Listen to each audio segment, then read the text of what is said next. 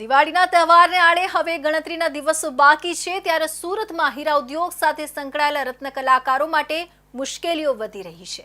હીરા ઉદ્યોગમાં મંદી અને ઓછું કામ હોવા છતાં ખાનગી લક્ઝરી બસ સંચાલકોએ દિવાળીના વેકેશનનો લાભ ઉઠાવીને બસના ભાડામાં 2 ગણો વધારો કરી દીધો છે, જેને કારણે રત્ન કલાકારો માટે માદરે વતન જવાનું મોંઘું બન્યું છે।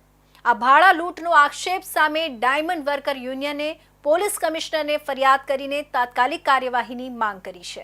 ડાયમંડ વર્કર યુનિયન દ્વારા પોલીસ કમિશનરને સુપરત કરવામાં આવેલી ફરિયાદ મુજબ ખાનગી લક્ઝરી બસ સંચાલકો દિવાળીના સમયગાળામાં નિયમિત ભાડા કરતાં બમણું ભાડું વસૂલી રહ્યા છે।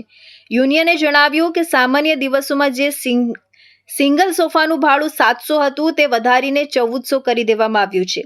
તેવી જ રીતે ડબલ સોફાનું ભાડું જે 1400 હતું તે સીધું 2800 વસૂલવામાં આવી રહ્યું છે।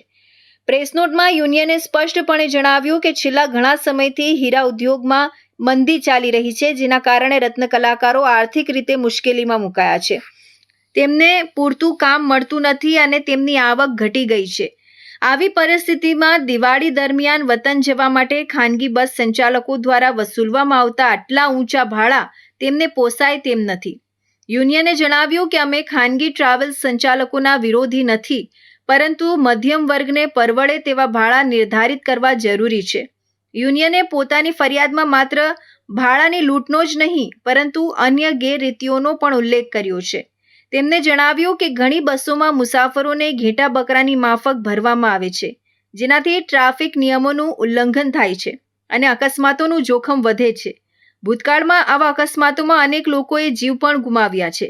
યુનિયને માંગણી કરી છે કે આરટીઓ અને ટ્રાફિકના નિયમોનું કડક પાલન કરાવવામાં આવે અને મુસાફરોની સુરક્ષા સુનિશ્ચિત કરવામાં આવે।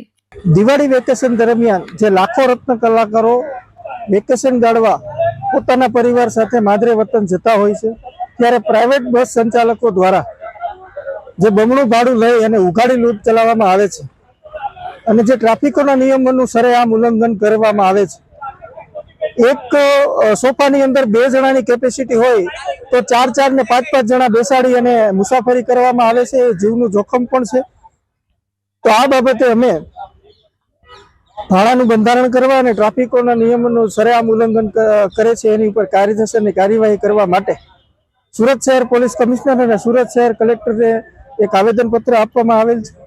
આ બાબતે અમે રજૂઆત કરેલ છે કે એક જાહેરનામું બહાર પાડવામાં આવે કે આનાથી વધારે કોઈ ભાડું લઈ ન શકે અને બંને પક્ષને પોસાય એવું ભાડું નિર્ધારિત કરવામાં આવે। આ સમગ્ર મામલે ડાયમંડ વર્કર યુનિયને પોલીસ કમિશનરને તાત્કાલિક હસ્તક્ષેપ કરીને ખાનગી બસ સંચાલકો સાથે બેઠક યોજીને ભાડા નિર્ધારિત કરવા અને અન્ય નિયમોનું પાલન કરાવવાની વિનંતી કરી છે, જેથી હજારો રત્ન કલાકારો શાંતિથી પોતાના વતન જઈ શકે।